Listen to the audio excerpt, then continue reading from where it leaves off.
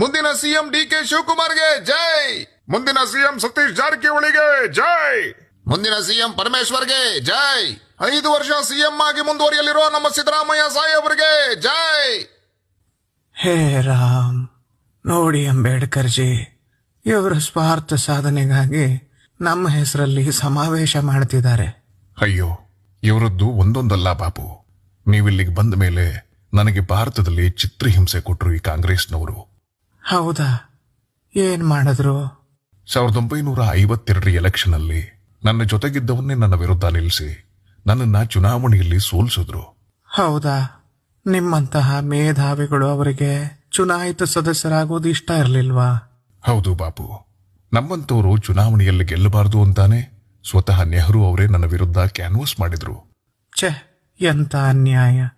ನಿಮ್ಮಂತವರು ಶಾಸನಸಭೆಗೆ ಆಯ್ಕೆ ಆಗದೆ ಇರೋದು ನಮ್ಮ ಭಾರತಕ್ಕಾದಂತ ದೊಡ್ಡ ನಷ್ಟ ಕಣ್ರಿ. ಇದಿಷ್ಟೇ ಅಲ್ಲ ಬಾಬು, 1970ರಲ್ಲಿ ನನ್ನನ್ನು ಸೋಲಿಸಿದ ನಾರಾಯಣ್ ಕಜರೋಲ್ಕರ್ಗೆ ಪದ್ಮಭೂಷಣ ಪ್ರಶಸ್ತಿ ಸಹ ಕೊಟ್ಟಿದ್ದಾರೆ. ನೆಹರು ಮತ್ತು ಇಂದಿರಾ ಗಾಂಧಿ ಅವರಿಗೆ ಭಾರತ ರತ್ನ ಕೊಟ್ಟ ಹಲವಾರು ವರ್ಷಗಳ ಬಳಿಕ ನನಗೆ ಭಾರತ ರತ್ನ ಕೊಟ್ಟಿದ್ದಾರೆ.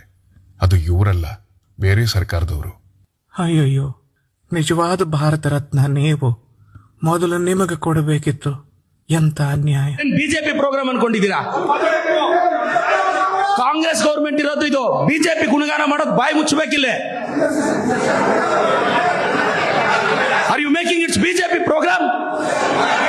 ಬಾಯಿ ಮುಚ್ಕೊಂಡು ಕುತ್ಕೋಬೇಕು.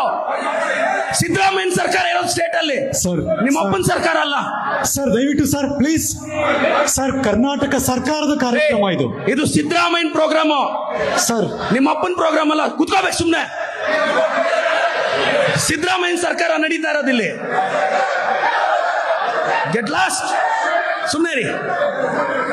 ಮತ್ತೆ ಇದು ನ್ಯೂ ಸೆನ್ಸ್ ಮಾಡಬಾರ್ದು. ಇಟ್ಸ್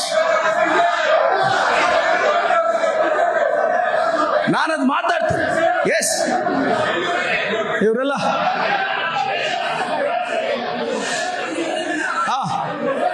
ಕುತ್ಕೊಳ್ಳಿ, ಸುಮ್ನೆ ಕುತ್ಕೊಳ್ಳಿ ಸರ್. ಗುಣಗಾನ ಮಾಡಬೇಡಿ ಇಲ್ಲಿ. ನಮಗೂ ನಮ್ಮ ಪಾರ್ಟಿ ಎಥಿಕ್ಸ್ ಇರುತ್ತಿಲ್ಲ ರೀ. ಅದಲ್ಲ ರೀ. ನೀವು ಕುತ್ಕೊಳ್ರಿ ಸುಮ್ನೆ. ನಡೀರಿ ನಡೀರಿ, ಕುತ್ಕೊಳ್ರಿ ಸುಮ್ನೆ. ನೋಡಿದೀವಿ, ಕುತ್ಕೊಳ್ರಿ ದಯವಿಟ್ಟು. ಎಲ್ಲ ಯಾವ ಪಕ್ಷ ಏನಿಲ್ಲ, ಬಲ್ಜಾ ಪಕ್ಷ ಒಂದೇ ಇರೋದು. ಕುತ್ಕೊಳ್ರಿ ಇಲ್ಲಿ. ದಯವಿಟ್ಟು ಎಲ್ಲ ಕೂತ್ಕೊಳ್ಳಿ. ನಿಲ್ಸ್ರಿ ಸರ್, ದಯಮಾಡಿ ಸರ್. ನೀವು ಸರ್, ದಯಮಾಡಿ ಪ್ಲೀಸ್ ಸರ್. ನೀವು ನಿಮ್ ಪಕ್ಷನ ಗುಣಗಾನ ಮಾಡಿದ್ರೆ ನಾವು ನಮ್ಮ ಪಾರ್ಟಿನ ಗುಣಗಾನ ಮಾಡ್ಬೇಕಾಗುತ್ತೆ. ಸರ್ ಸರ್, ದಯವಿಟ್ಟು ನಿಮ್ಮೆಲ್ಲರ ಗಮನಕ್ಕೆ.